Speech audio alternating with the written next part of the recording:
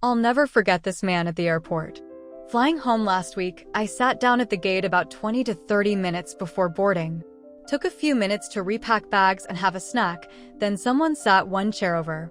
He's a tall older guy in a blue suit with many miles on it, with a carry-on and a used-to-be black leather flat briefcase that's probably decades old.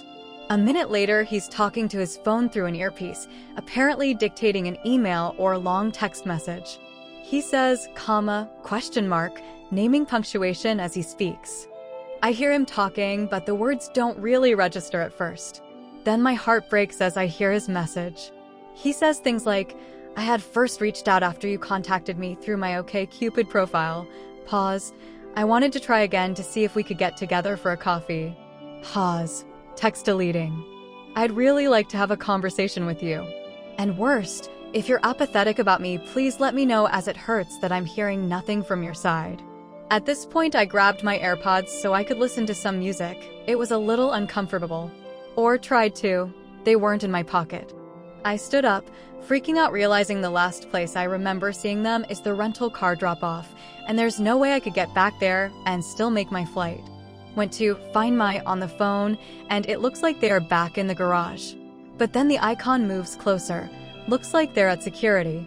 I ran over, went to the main desk, and on it I saw a small plastic X-ray tray with chapstick and my AirPods. If this guy hadn't done his dictating, I probably wouldn't have checked until on the plane, and in all likelihood they'd be lost. I walked back to the gate, still 5 minutes or so to board, and realized I needed to thank him for helping me, however unconsciously from his side. I stopped in front of him and said, "Excuse me, sir. When I heard you dictating on your phone a moment ago, I realized I didn't have my own headphones, and was able to go back and find them before we left.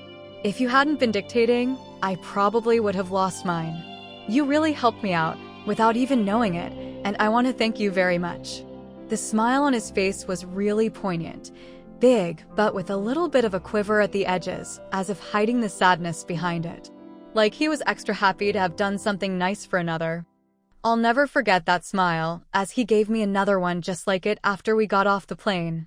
Never to meet again. I hope he finds what he's looking for.